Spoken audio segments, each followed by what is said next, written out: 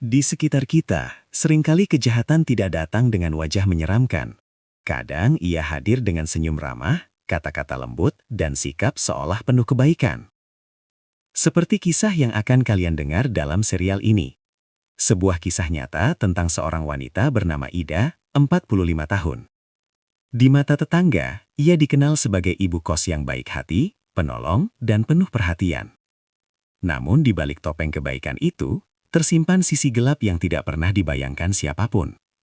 Ia memanfaatkan kesulitan orang lain, menjebak penghuni kosnya dengan pinjaman berbunga tinggi, mengancam, menekan, bahkan mempermalukan mereka tanpa rasa kasihan. Banyak yang menangis diam-diam, banyak yang hidupnya hancur perlahan. Hingga suatu hari, para korban mulai berani bersuara. Perlawanan pun dimulai. Dan dari sanalah, semua rahasia kelamnya perlahan terbongkar, mengantarkan Bu Ida pada akhir hidup yang tragis dan mengenaskan. Inilah kisah tentang keserakahan, penindasan, keberanian, dan karma kehidupan. Nama lengkapnya Ida Suryani. Usianya 45 tahun. Di lingkungan tempat tinggalnya, semua orang memanggilnya dengan sebutan ramah, Bu Ida. Bagi warga sekitar, Bu Ida dikenal sebagai wanita baik hati, murah senyum, rajin ikut pengajian, suka membantu tetangga, dan punya usaha kos-kosan kecil yang cukup ramai. Rumahnya berada di gang sempit dekat kawasan pabrik. Di sana berdiri bangunan kos 2 lantai dengan 12 kamar. Penghuninya kebanyakan buruh pabrik, mahasiswa, dan pekerja perantauan. Setiap awal bulan, Bu Ida selalu keliling mengetuk pintu kamar satu persatu. "Selamat pagi ya, jangan lupa uang kosnya," ucapnya lembut. Suaranya halus, wajahnya selalu terlihat keibuan. Tidak ada yang menyangka bahwa di balik senyum ramah itu tersimpan sisi gelap yang sangat menakutkan. Di kos itu ada seorang penghuni baru bernama Rina, 23 tahun. Rina adalah karyawan baru di sebuah minimarket. Gajinya kecil, tapi dia terpaksa merantau demi membantu orang tuanya di kampung. Awalnya Rina merasa beruntung bisa tinggal di kos Bu Ida. Alhamdulillah dapat ibu kos baik banget, pikirnya. Sampai suatu hari, Rina mengalami masalah. Gajinya terlambat turun. Sementara dia harus segera mengirim uang untuk ibunya yang sedang sakit. Rina kebingungan. Malam itu, saat Bu Ida sedang duduk di ruang tamu kos, Rina memberanikan diri mendekat. "Bu, maaf, saya mau tanya," ucap Rina pelan. "Iya Rina, kenapa?" jawab Bu Ida sambil tersenyum. "Gaji saya bulan ini telah cair, ibu saya lagi butuh uang buat berobat. Saya bingung harus bagaimana." Bu Ida menatapnya sejenak, lalu wajahnya berubah sok penuh iba. "Aduh, kasihan sekali kamu nak. Kalau kamu butuh uang, ibu bisa bantu kok," katanya lembut. Rina kaget. "Bantu bagaimana, Bu?" "Ya, ibu bisa pinjamkan uang dulu. Nanti kalau gajimu sudah cair, kamu bisa ganti pelan-pelan." Rina langsung merasa lega. "Beneran, Bu, terima kasih banyak," ucapnya terharu. Di saat itulah, tanpa disadari Rina mulai masuk ke dalam perangkap. Bu Ida meminjamkan Rina uang sebesar 1 juta rupiah. "Tapi ada sedikit bunga ya nak, namanya juga pinjaman," kata Bu Ida sambil tersenyum. Rina yang polos hanya mengangguk. Dia tidak bertanya detail. Dia tidak tahu bahwa bunga yang dimaksud Bu Ida sangat mencekik. Sebulan kemudian, saat Rina mau membayar, Bu Ida berkata, "Totalnya jadi 1.300.000 ya?" Rina terkejut. "Kok bisa segitu, Bu?" Bu Ida langsung berubah nada. "Loh, kan sudah ibu jelaskan, bunganya 300.000. Kalau tidak sanggup bayar, ya tambah lagi bulan depan." Rina mulai merasa tidak enak. Tapi karena takut, dia akhirnya membayar semampunya. Sejak saat itu, Rina terus terjebak dalam lingkaran utang. Dan tanpa disadari, ternyata bukan hanya dia korban Bu Ida. Di kos itu ada juga penghuni lain bernama Tony, seorang buruh pabrik. Suatu malam, Rina mendengar keributan di depan kamar Tony. "Pokoknya saya tidak mau tahu, besok kamu harus bayar," teriak Bu Ida dengan suara keras. Itu pertama kalinya Rina melihat wajah asli ibu kosnya. Nada bicaranya tidak lagi lembut, matanya melotot penuh amarah. "Bu, saya belum gajian, tolong kasih waktu sedikit lagi," pinta Tony memohon. "Alasan terus, kamu kira uang ibu ini daun jatuh dari pohon?" bentak Bu Ida. Semua penghuni kos hanya bisa diam ketakutan. Sejak malam itu, Rina mulai sadar, Bu Ida yang selama ini terlihat baik, ternyata menyimpan sifat kejam yang mengerikan. Hari demi hari, Rina makin tertekan. Setiap kali bertemu Bu Ida, yang ditanyakan hanya satu, "Utangmu kapan dibayar?" Jika terlambat sedikit saja, Bu Ida akan menggedor pintu kamar. "Rina, keluar kamu, jangan pura-pura tidak dengar." Rina mulai stres, gajinya habis hanya untuk membayar bunga pinjaman. Dia merasa hidupnya seperti dicekik perlahan. Bukan hanya Rina, beberapa penghuni kos lain ternyata mengalami hal yang sama. Bu Ida meminjamkan uang kepada hampir semua penghuni kosnya, dan semuanya terjebak dalam jeratan utang berbunga tinggi. Suatu malam, seorang penghuni bernama Sari tidak sanggup lagi membayar utangnya. Bu Ida marah besar. Dia masuk ke kamar Sari dan mengambil paksa barang-barang miliknya.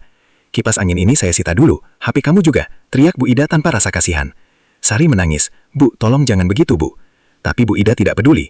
Di depan semua orang, dia mempermalukan Sari habis-habisan. Saat itulah, para penghuni kos mulai berbisik-bisik. "Ibu kos kita ternyata rentenir. Baiknya cuma pura-pura. Dia menolong tapi sebenarnya menjebak." Namun tidak ada yang berani melawan, karena semua sudah terlanjur terikat utang. Rina kini mulai menyesal menerima bantuan Bu Ida. Dia sadar bahwa kebaikan yang dulu ditawarkan ternyata hanyalah awal dari penderitaan panjang. Di balik senyum ramah dan wajah keibuan, Bu Ida menyimpan sifat rakus dan kejam. Seorang ibu kos yang terlihat seperti malaikat, ternyata berhati rentenir. Dan ini baru permulaan. Masih banyak rahasia gelap Bu Ida yang belum terungkap. Sejak malam keributan di kamar Sari, suasana kos Bu Ida berubah total. Yang dulu terasa seperti rumah kedua, kini berubah menjadi tempat yang menakutkan. Setiap penghuni merasa was-was setiap kali mendengar langkah kaki Bu Ida di lorong. Rina termasuk yang paling tertekan. Setiap pulang kerja, jantungnya berdegup kencang. Semoga hari ini Bu Ida tidak menagih lagi, batinnya setiap hari. Tapi harapan itu hampir selalu sia-sia. Suatu sore, baru saja Rina membuka pintu kamar, terdengar suara ketukan keras. Tok, tok, tok. "Rina, keluar sebentar." Rina langsung mengenali suara itu. Suara Bu Ida. Dengan tangan gemetar, Rina membuka pintu. "Iya, Bu, ada apa ya?" Bu Ida berdiri dengan wajah tanpa senyum.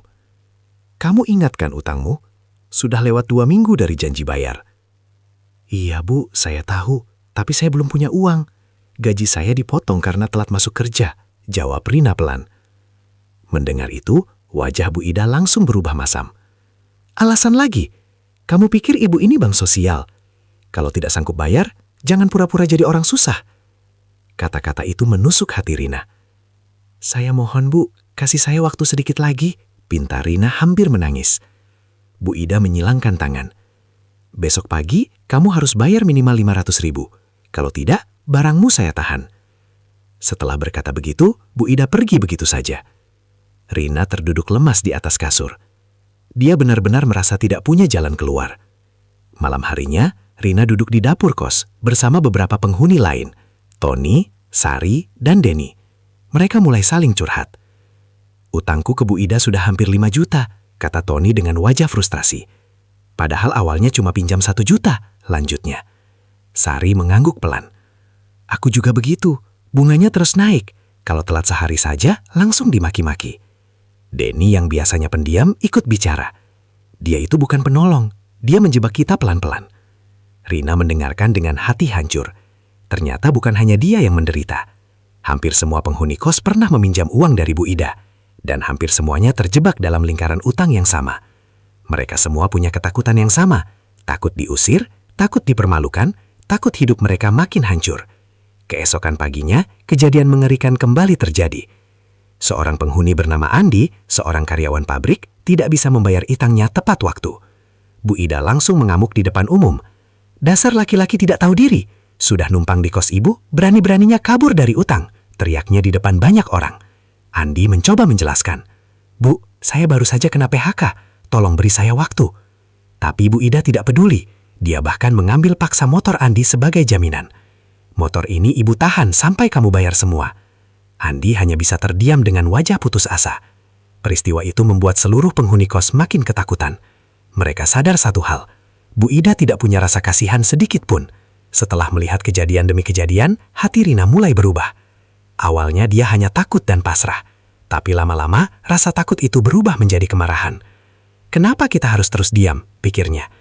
Suatu malam, Rina berkata kepada Tony dan Sari, "Kita tidak bisa begini terus, Bu Ida sudah keterlaluan." Tony menghela napas. "Lalu kita bisa apa? Kita semua punya utang sama dia." Sari menimpali. "Kalau melawan, kita bisa diusir dari kos." Rina terdiam sejenak, lalu berkata pelan, "Tapi kalau terus diam, hidup kita akan hancur perlahan." Perkataan Rina membuat yang lain ikut berpikir. Untuk pertama kalinya, muncul niat kecil untuk melawan. Niat Rina untuk melawan ternyata tidak semudah itu. Besoknya, Bu Ida kembali mendatanginya. "Kamu sudah siapkan uangnya?" tanya Bu Ida ketus. Rina memberanikan diri menjawab, "Bu, saya benar-benar belum ada uang. Tolong jangan paksa saya." Bu Ida menatap tajam. Kamu mau melawan ibu sekarang? Bukan melawan, Bu. Saya cuma minta waktu, jawab Rina gemetar. Tiba-tiba Bu Ida membanting pintu kamar Rina. Kalau minggu ini kamu tidak bayar, kamu angkat kaki dari kos ini. Ancaman itu membuat Rina benar-benar ketakutan. Jika diusir, dia tidak tahu harus tinggal di mana. Di tengah tekanan itu, Denny menemukan sesuatu yang mengejutkan. Suatu malam dia berkata kepada Rina dan Tony, "Aku dengar dari tetangga sebelah, Bu Ida sudah lama jadi rentenir. Bukan cuma ke penghuni kos, tapi juga ke warga sekitar. Banyak yang jadi korban, tapi tidak ada yang berani bicara," lanjut Denny. Informasi itu membuat mereka semakin sadar.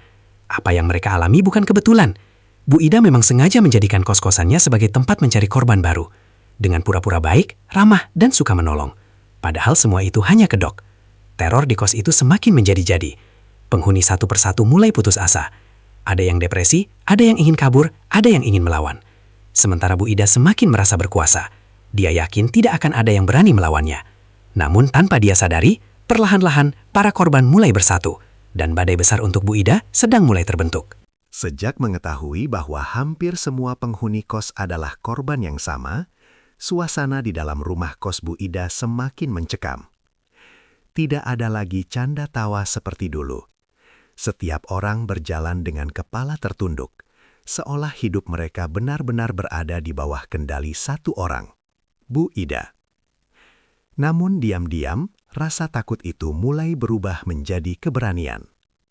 Suatu malam, saat Bu Ida sedang pergi keluar kota menemui keluarganya, beberapa penghuni kos berkumpul diam-diam di kamar Tony. Rina, Tony, Sari, dan Denny duduk melingkar dengan wajah tegang. "Kita tidak bisa terus begini," kata Rina membuka perbincaraan. Tony mengangguk. "Aku sudah tidak kuat lagi. Gajiku habis cuma buat bayar bunga utang." Sari menimpali dengan mata berkaca-kaca. "Aku bahkan tidak berani kirim uang ke orang tuaku lagi. Semua uangku disita Bu Ida." Denny yang paling tenang berkata pelan, "Kita harus melakukan sesuatu, tapi kita juga harus hati-hati." Rina bertanya, "Menurut kalian apa yang bisa kita lakukan?" Ruangan itu hening sejenak. Lalu Denny mengeluarkan sebuah ide. "Kita kumpulkan bukti, semua catatan utang, rekaman suara, pesan WhatsApp ancaman dari Bu Ida. Kalau perlu kita laporkan ke pihak berwajib." Semua saling berpandangan. Ide itu terdengar berani, tapi juga sangat berbahaya. Meski mulai muncul keberanian, kenyataannya mereka masih diliputi rasa takut. Tony berkata dengan suara ragu, "Kalau kita melapor, bagaimana kalau Bu Ida balas dendam? Dia kenal banyak orang di sini." Sari juga ketakutan. "Aku takut diusir. Aku tidak punya tempat tinggal lain." Rina menggenggam tangan Sari. "Aku juga takut. Tapi kalau kita diam, hidup kita akan hancur pelan-pelan." Malam itu mereka sepakat satu hal. Mereka akan mulai mengumpulkan bukti secara diam-diam, tanpa membuat Bu Ida curiga. Itu langkah kecil pertama menuju perlawanan. 2 hari kemudian, Bu Ida pulang dari luar kota. Sikapnya bukannya melunak, malah semakin kasar. Pagi itu dia menggedor kamar Denny dengan keras. "Denny, keluar sekarang!" Denny membuka pintu dengan wajah gugup. "Ada apa, Bu?" "Kamu sudah 2 minggu belum bayar utang. Jangan coba-coba kabur ya," bentak Bu Ida. "Saya masih usaha cari uang, Bu," jawab Denny pelan. Tiba-tiba Bu Ida mendorong pintu lebih lebar dan masuk ke kamar tanpa izin. Dia melihat laptop kecil milik Denny di atas meja. "Ini saya tahan dulu sebagai jaminan." Denny kaget. "Bu, jangan laptop itu. Saya butuh buat kerja." Tapi Bu Ida tidak peduli. "Bayar utangmu dulu baru ambil barangmu." Peristiwa itu semakin membuka mata semua penghuni kos. Mereka sadar, Bu Ida bukan hanya rentenir, tapi juga penindas tanpa hati. Setelah kejadian itu, Rina semakin yakin untuk melawan dengan cara cerdas. Diam-diam dia mulai menyimpan semua bukti. Foto catatan utangnya, rekaman suara saat Bu Ida memaki, pesan-pesan ancaman di ponsel. Suatu hari, saat Bu Ida menagih utang kepadanya, Rina sengaja menyalakan perekam suara di handphone. "Pokoknya minggu ini kamu harus bayar 1 juta. Kalau tidak, kamu saya usir," teriak Bu Ida. Semua itu terekam jelas. Rina menyimpan rekaman itu dengan tangan gemetar. Dalam hatinya dia berkata, "Suatu hari semua ini akan aku gunakan." Suatu sore, Denny mendapat informasi penting dari tetangga lama di sekitar kos. Ternyata Bu Ida sudah lama dikenal sebagai rentenir sejak belasan tahun lalu. Bahkan katanya, pernah ada pedagang kecil bangkrut karena ulahnya. Ada keluarga yang hampir bercerai gara-gara utang padanya. Beberapa orang sampai pindah kota karena takut pada Bu Ida. Denny menceritakan semua itu kepada Rina dan yang lain. "Berarti kita bukan korban pertama," kata Tony kesal. Rina mengangguk. "Dan kalau kita diam, akan ada korban-korban berikutnya. Perasaan mereka makin campur aduk antara takut, marah, dan ingin bebas. Suatu malam, keadaan makin memanas. Bu Ida memanggil Rina ke ruang tamu. "Kamu belakangan ini berubah ya," kata Bu Ida sambil menatap tajam. Rina pura-pura tenang. "Berubah bagaimana, Bu? Kamu sekarang suka menghindar. Jangan-jangan kamu lagi cari cara buat lari dari utang." Rina terdiam. "Tidak, Bu. Saya cuma lagi banyak pikiran." Bu Ida mendekat dan berbisik dengan nada dingin. "Ingat ya, jangan coba-coba macam-macam sama Ibu. Ibu bisa bikin hidupmu lebih susah dari sekarang." Ancaman itu membuat Rina merinding. Tapi di dalam hatinya justru muncul tekad yang semakin kuat. Setelah pertemuan itu, Rina kembali berkumpul dengan teman-temannya. "Aku semakin yakin kita harus melawan," katanya mantap. Tony mulai setuju. "Aku juga sudah muak diperlakukan seperti ini." Sari yang tadinya paling takut, akhirnya berkata pelan, "Kalau kalian berani, aku juga ikut." Malam itu, untuk pertama kalinya, mereka merasa tidak sendirian lagi. Ada rasa kebersamaan, ada keberanian yang berlahan tumbuh. Namun mereka belum tahu bahwa Bu Ida mulai mencurigai gerakan mereka, dan badai yang lebih besar sedang menunggu di depan. Teror masih terus berlanjut, tapi kini para korban tidak lagi hanya diam. Mereka mulai menyusun rencana, mereka mulai mengumpulkan kekuatan. Di sisi lain, Bu Ida merasa kekuasaannya mulai terancam. Konflik antara penindas dan korban semakin memanas, dan pertarungan sesungguhnya baru saja akan dimulai. Setelah pertemuan diam-diam antara Rina, Tony, Sari, dan Denny, suasana kos Bu Ida tidak lagi sama. Dari luar memang terlihat biasa saja, tapi di dalam, benih perlawanan mulai tumbuh perlahan. Setiap penghuni kini punya satu tujuan yang sama, lepas dari jeratan Bu Ida. Rina mulai menjalankan rencana yang sudah mereka sepakati. Setiap kali Bu Ida menagih dengan kasar, Rina diam-diam merekam semua percakapan. Tony mulai menyimpan bukti transfer pembayaran utangnya. Sari mengumpulkan foto-foto barang yang pernah disita paksa. Denny mencatat semua kejadian intimidasi yang mereka alami. Mereka sadar, melawan Bu Ida dengan emosi hanya akan membuat keadaan lebih buruk. Satu-satunya cara adalah melawan dengan bukti. "Kita harus pintar, bukan nekat," kata Denny suatu malam. Semua mengangguk setuju. Namun perubahan sikap para penghuni kos pelan-pelan mulai terasa oleh Bu Ida. Biasanya mereka selalu menunduk ketakutan. Sekarang beberapa mulai berani menjawab dengan tenang. Hal itu membuat Bu Ida merasa aneh. Suatu sore dia memanggil Tony ke ruang tamu. "Kalian belakangan ini kok kelihatan sering kumpul ya?" tanya Bu Ida dengan nada menyelidik. Tony gugup. "Tidak kok Bu, cuma ngobrol biasa." Bu Ida menatapnya tajam. "Jangan coba-coba bikin ulah di belakang Ibu. Ingat, kalian semua punya utang sama saya." Kata-kata itu jelas sebuah peringatan. Setelah Tony keluar, Bu Ida bergumam sendiri. Ada yang tidak beres di kos ini. Di tengah situasi itu, datang penghuni baru bernama Lilis, seorang ibu muda yang baru pindah kerja ke kota itu. Seperti biasa, Bu Ida menyambutnya dengan sangat ramah. "Kalau butuh apa-apa bilang ya nak, Ibu siap bantu," ucapnya manis. Rina dan yang lain langsung merasa khawatir. Mereka tahu betul kalimat itu adalah awal dari jebakan. Benar saja. Belum sebulan tinggal di sana, Lilis sudah ditawari pinjaman uang oleh Bu Ida dengan alasan bantu modal hidup. Rina diam-diam memperingatkan Lilis. "Mbak, hati-hati sama Bu Ida. Jangan mudah pinjam uang sama dia," bisik Rina suatu malam. Tapi Lilis belum percaya. "Ah, masa sih? Bu Ida kelihatannya baik kok," jawabnya polos. Kata-kata itu membuat Rina sedih. Dia seperti melihat dirinya sendiri beberapa bulan lalu. Suatu hari, Sari terlambat membayar cicilan utangnya. Bu Ida langsung marah besar. Di depan semua penghuni kos, dia mempermalukan Sari habis-habisan. "Kamu ini perempuan tidak tahu diri, sudah ditolong malah tidak tahu terima kasih," teriak Bu Ida keras. Sari menangis di depan banyak orang. "Tolong beri saya waktu lagi, Bu." Tapi Bu Ida malah menarik tas Sari. "Kalau tidak bisa bayar, barang-barangmu saya tahan."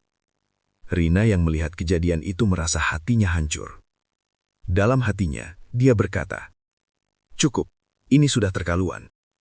Malamnya, kelompok kecil itu kembali berkumpul. Rina berkata dengan suara tegas, "Kita tidak bisa menunggu lebih lama lagi. Lilis hampir jadi korban baru, Sari juga makin menderita." Denny mengangguk. "Aku sudah konsultasi diam-diam dengan temanku yang paham hukum. Katanya, praktik yang dilakukan Bu Ida bisa dilaporkan." Tony bertanya ragu. Tapi apa kita punya cukup bukti? Rina mengeluarkan ponselnya. Aku punya banyak rekaman ancaman Bu Ida. Sari juga menunjukkan foto barang-barangnya yang disita. Denny mencatat semua kejadian intimidasi yang mereka alami. Mereka sadar, melawan Bu Ida dengan emosi hanya akan membuat keadaan lebih buruk. Satu-satunya cara adalah melawan dengan bukti. Namun melapor bukan perkara mudah. Mereka tahu jika Bu Ida sampai tahu rencana itu, hidup mereka bisa semakin hancur. Karena itu, semua harus dilakukan sangat hati-hati. Suatu malam, Rina berkata, "Kita harus kompak, jangan sampai ada yang bocor." Semua setuju. Tapi tanpa mereka sadari, Bu Ida mulai memasang telinga. Dia semakin yakin bahwa ada sesuatu yang disembunyikan para penghuni kos. Kecurigaan Bu Ida akhirnya meledak suatu hari. Dia sengaja memanggil semua penghuni kos ke ruang tamu. Dengan wajah dingin, dia berkata, "Ibu dengar kalian sering kumpul diam-diam. Sebenarnya kalian mau apa?" Semua terdiam. Tidak ada yang berani menjawab. Bu Ida melanjutkan dengan nada mengancam. "Ingat ya, selama kalian masih tinggal di sini dan punya utang sama saya, kalian semua ada di bawah aturan saya." Kata-kata itu membuat suasana makin tegang. Rina mengekapkan tangan. Dalam hatinya, dia berkata, "Sebentar lagi semua akan berubah, Bu. Perlawanan kini bukan lagi sekedar rencana. Bukti sudah mulai terkumpul. Keberanian semakin besar. Tapi bahaya juga semakin dekat." Bu Ida mulai curiga. Teror semakin menjadi-jadi. Pertarungan antara korban dan sang rentenir kejam itu tinggal menunggu waktu untuk meledak. Dan di episode berikutnya, langkah nyata untuk menjatuhkan Bu Ida akan benar-benar dimulai. Hari-hari di kos Bu Ida semakin terasa seperti neraka kecil. Setiap langkah para penghuni diawasi. Setiap suara ketukan pintu membuat jantung berdegup kencang. Namun di balik rasa takut itu, Rina dan teman-temannya mulai mempersiapkan langkah paling berani dalam hidup mereka. Setelah bukti-bukti terkumpul cukup banyak, Denny mengajak yang lain berbicara serius. "Kita tidak bisa menunda lagi. Semakin lama kita diam, semakin banyak korban baru," katanya dengan wajah tegang. Rina mengangguk. "Aku setuju. Lily sudah mulai ditawari pinjaman juga. Kalau kita diam, dia akan bernasib sama seperti kita." Tony masih terlihat ragu.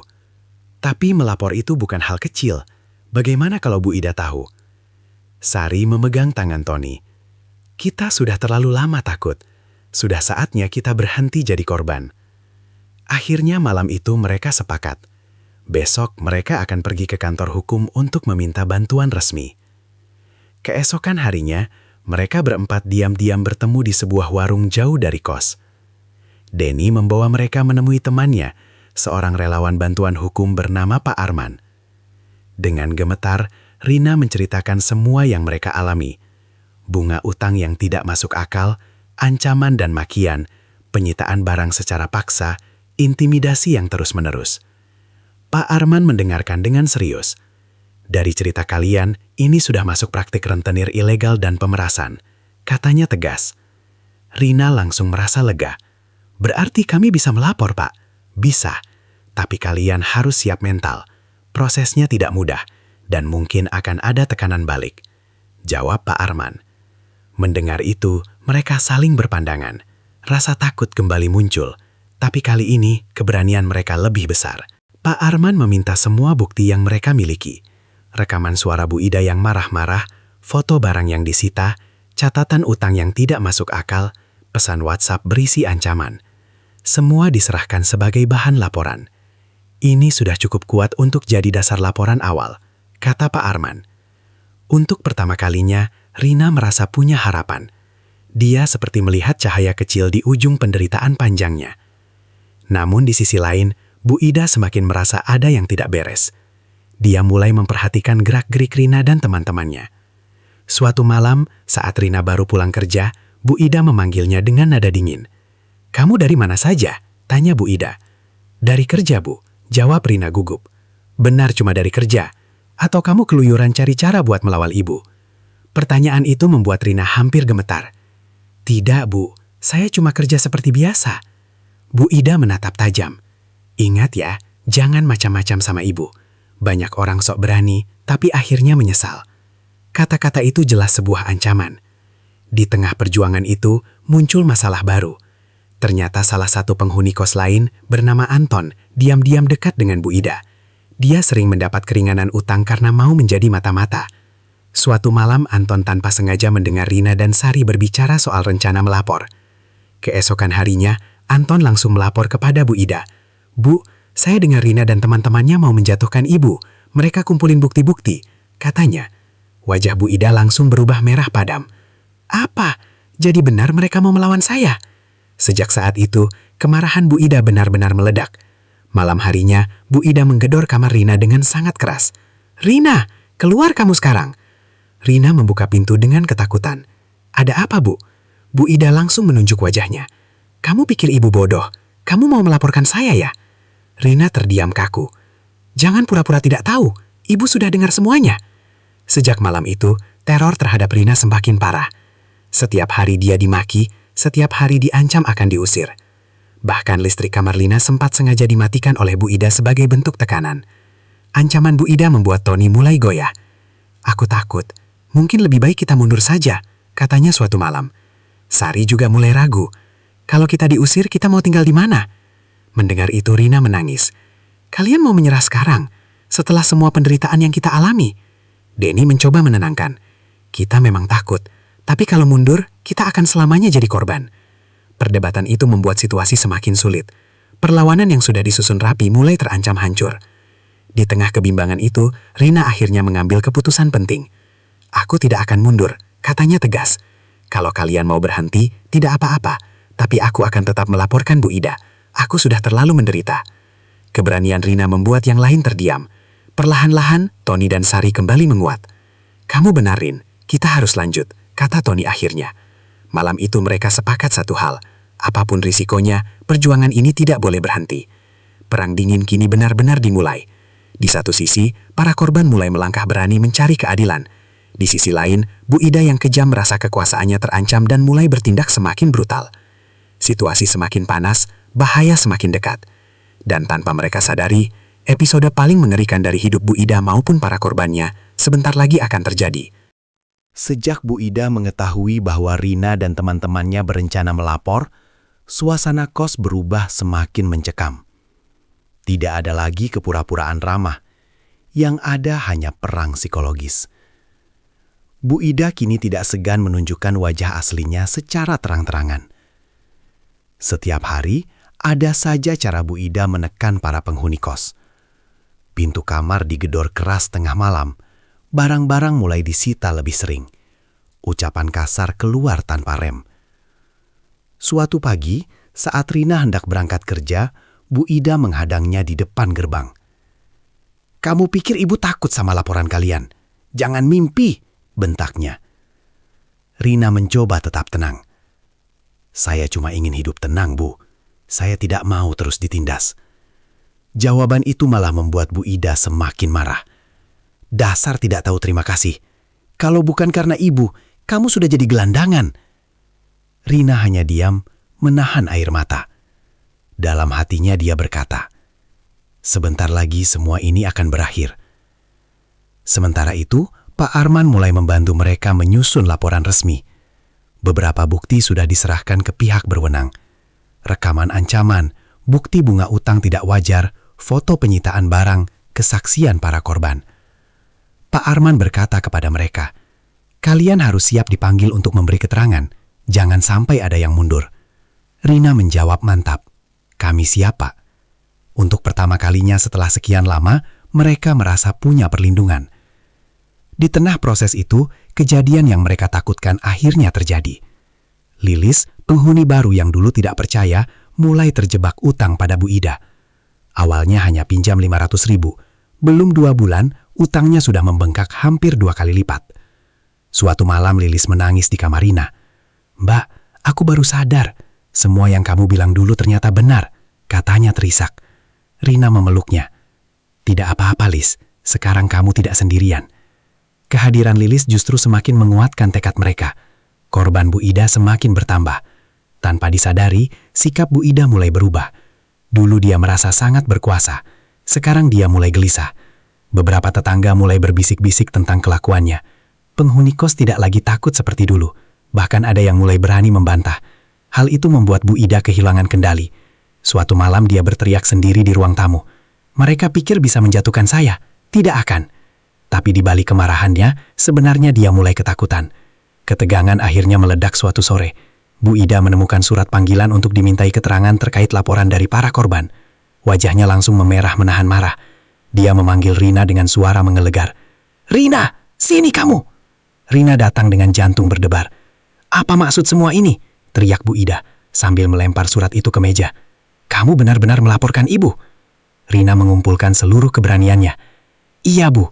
Karena saya sudah tidak tahan lagi diperlakukan seperti ini." Tamparan keras langsung mendarat di pipi Rina. Plak! Semua penghuni kos yang melihat kejadian itu langsung terkejut. "Kurang ajar kamu!" bentak Bu Ida. Rina menahan sakit sambil menangis. "Tindakan ibu barusan justru menambah bukti baru," katanya pelan tapi tegas. Kata-kata itu membuat Bu Ida terdiam sesaat. Untuk pertama kalinya, dia melihat korban yang dulu lemah kini berani menatap matanya. Setelah kejadian penamparan itu, para penghuni kos semakin yakin untuk melawan. Tony berkata dengan marah, "Sudah keterlaluan, sekarang dia main tangan." Sari juga mulai berani bicara, "Kita tidak boleh mundur lagi." Bahkan beberapa penghuni lain yang tadinya diam mulai ikut memberi dukungan. Sedikit demi sedikit, tembok ketakutan yang dibangun Bu Ida selama bertahun-tahun mulai runtuh. Kabar tentang laporan terhadap Bu Ida mulai tersebar. Beberapa warga sekitar yang dulu pernah jadi korban mulai berani bicara. Nama baik Bu Ida yang selama ini terlihat seperti ibu kos baik hati mulai runtuh. Orang-orang mulai tahu siapa dia sebenarnya. Seorang rentenir kejam berkedok malaikat. Bu Ida mulai kehilangan ketenangannya. Usaha pinjaman gelapnya mulai goyah. Penghuni kos satu persatu berani menolak membayar bunga tidak masuk akal. Dunia yang selama ini dia kuasai perlahan mulai runtuh. Keberanian para korban kini sudah tidak bisa dibendung. Laporan resmi mulai diproses. Bukti semakin kuat. Tekanan terhadap Bu Ida semakin besar. Sang rentenir yang dulu merasa tak tersentuh, kini mulai merasakan ketakutan yang sama seperti para korbannya. Namun amarah dan keputusasaan Bu Ida justru akan membawanya pada tindakan yang semakin nekat. Dan di episode berikutnya, konflik akan mencapai puncaknya. Setelah laporan resmi diproses, kehidupan Bu Ida benar-benar mulai berubah. Nama yang dulu dihormati, kini berubah menjadi bahan pembicaraan. Senyum ramahnya tak lagi dipercaya. Wajah malaikatnya perlahan runtuh. Dan semua itu berawal dari keberanian para korbannya. Suatu pagi, Bu Ida menerima panggilan resmi untuk datang memberikan keterangan. Surat itu membuatnya panik luar biasa. Dia mondar-mandir di ruang tamu sambil memegang kertas panggilan dengan tangan gemetar. Ini semua gara-gara Rina dan teman-temannya.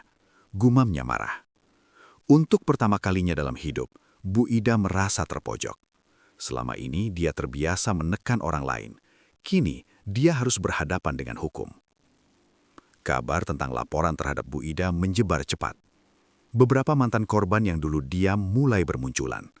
Ada pedagang kecil yang pernah bangkrut. Ada ibu rumah tangga yang hartanya habis. Bahkan ada mantan penghuni kos lama yang dulu diusir paksa. Mereka satu persatu mulai berani memberi kesaksian. Pak Arman berkata kepada Rina, "Semakin banyak saksi, semakin kuat posisi kalian." Rina merasa lega. Ternyata penderitaan mereka selama ini tidak sendirian. Tekanan demi tekanan membuat emosi Bu Ida semakin tidak stabil. Dia mulai sering marah-marah tanpa alasan. Suatu malam, dia mengamuk di depan semua penghuni kos. "Kalian semua pengkhianat. Kalian hidup dari bantuan saya tapi malah mau menjatuhkan saya," teriaknya histeris. Tony menjawab dengan berani, "Kami tidak menjatuhkan, Bu. Kami hanya ingin keadilan." Jawaban itu membuat Bu Ida semakin murka. Tapi kali ini tidak ada lagi yang takut padanya. Beberapa hari kemudian, terjadi pertemuan antara pihak berwenang, Pak Arman, dan para korban. Bu Ida dipanggil untuk dimintai keterangan. Di ruangan itu, untuk pertama kalinya, dia duduk sejajar dengan orang-orang yang selama ini dia hina. Rina memberikan kesaksian dengan suara bergetar namun tegas. "Selama ini kami diperas, diancam, dan dipermalukan. Kami hanya ingin hidup tenang." Sari, Tony, dan Lilis juga ikut bersaksi. Bukti-bukti diputar. Rekaman ancaman terdengar jelas. Foto-foto penyitaan barang diperlihatkan. Wajah Bu Ida pucat pasi. semua kebohongannya mulai terbuka satu persatu. Merasa terdesak, Bu Ida mencoba segala cara untuk menyelamatkan diri.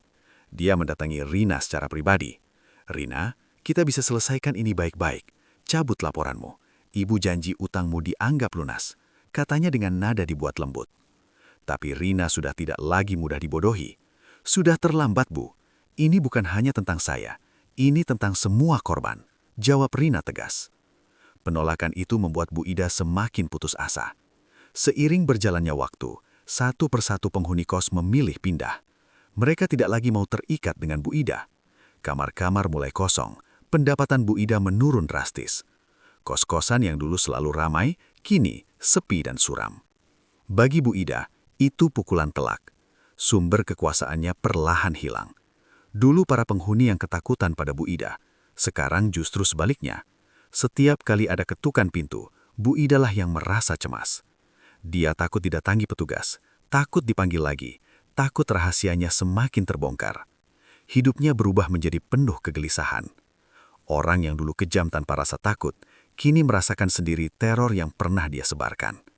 Malam yang menegangkan. Terjadi pertengkaran hebat antara Bu Ida dan Anton, penghuni yang selama ini menjadi mata-matanya. Anton menagih janji keringanan utang yang dulu diberikan. Tapi Bu Ida menolak. "Aku sudah tidak punya uang lagi gara-gara kalian semua," teriak Bu Ida. Pertengkaran itu terdengar sampai luar rumah. Sejak malam itu, suasana kos benar-benar tidak terkendali. Semua orang tahu satu hal, kehancuran Bu Ida tinggal menunggu waktu. Topeng kebaikan Bu Ida akhirnya benar-benar terbuka. Semua kebusukannya mulai terlihat jelas. Kekuasaan yang dulu dia banggakan, kini runtuh perlahan. Para korban mulai merasakan keadilan. Sementara Bu Ida terjebak dalam ketakutan dan keputusasaan. Namun puncaknya dari semuanya akan terjadi di episode terakhir. Sebuah akhir yang tragis, mengenaskan, dan penuh pelajaran hidup. Setelah semua kejadian di episode-episode sebelumnya, hidup Bu Ida benar-benar berada di ujung kehancuran. Nama baiknya hancur, usaha pinjaman gelapnya runtuh, penghuni kos satu persatu pergi meninggalkannya. Wanita yang dulu merasa paling berkuasa itu, kini hidup dalam ketakutan dan kesepian. Laporan dari Rina dan para korban akhirnya naik ke tahap serius. Penyelidikan resmi dilakukan, saksi-saksi terus bertambah. Beberapa warga yang dulu pernah menjadi korban lama ikut datang memberi kesaksian. Satu persatu fakta terbuka, bunga pinjaman yang tidak manusiawi, ancaman dan intimidasi, penyitaan barang secara paksa, praktik pemerasan berkedok bantuan. Semua itu membuat posisi Bu Ida semakin terpojok. Pak Arman berkata kepada para korban, "Sekarang kalian hanya perlu sabar, kebenaran sedang mencari jalannya sendiri." Untuk pertama kalinya, Rina benar-benar merasa bebas dari rasa takut.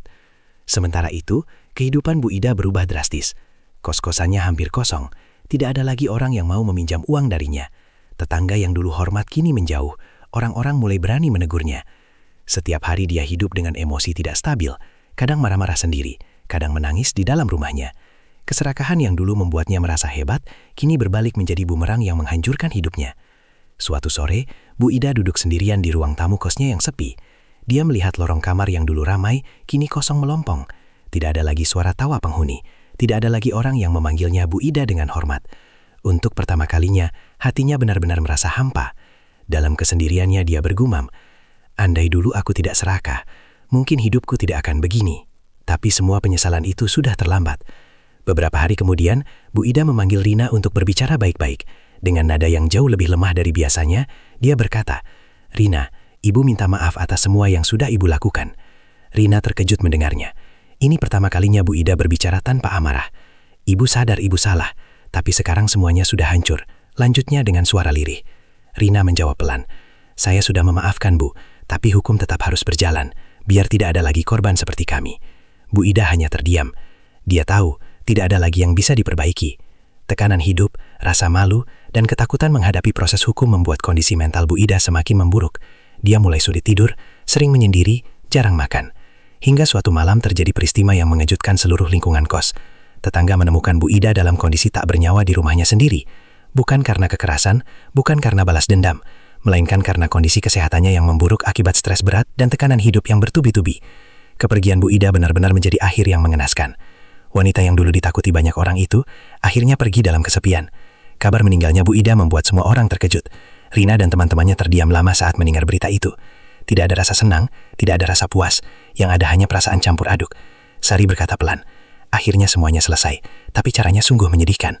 Tony menambahkan, keserakahan memang bisa menghancurkan hidup seseorang. Mereka semua sadar, tragedi ini adalah pelajaran besar. Setelah kepergian Bu Ida, para penghuni kos mulai menata hidup mereka kembali. Rina pindah ke tempat kos baru yang lebih tenang. Tony berhasil melunasi utang-utang lamanya. Sari kembali mengirim uang untuk keluarganya. Lilis bersyukur tidak terjebak terlalu dalam. Mereka perlahan bangkit dari trauma panjang. Dan yang paling penting, mereka belajar untuk tidak lagi mudah terjebak oleh kebaikan palsu. Kisah Bu Ida menjadi pelajaran besar bagi banyak orang. Bahwa kebaikan yang disertai niat buruk akan berakhir hancur. Keserakahan tidak pernah membawa kebahagiaan. Menindas orang lemah suatu hari pasti ada balasannya. Rina sering berkata kepada teman-temannya, kita mungkin pernah jadi korban, tapi kita juga belajar menjadi lebih kuat. Dari luar, Bu Ida dulu terlihat seperti malaikat. Ramah, suka menolong dan tampak baik hati. Namun di balik itu semua, tersembunyi hati yang penuh keserakahan. Dan pada akhirnya, hidupnya sendiri hancur oleh perbuatannya. Kisah ini menjadi bukti bahwa tidak ada kejahatan yang bisa disembunyikan selamanya.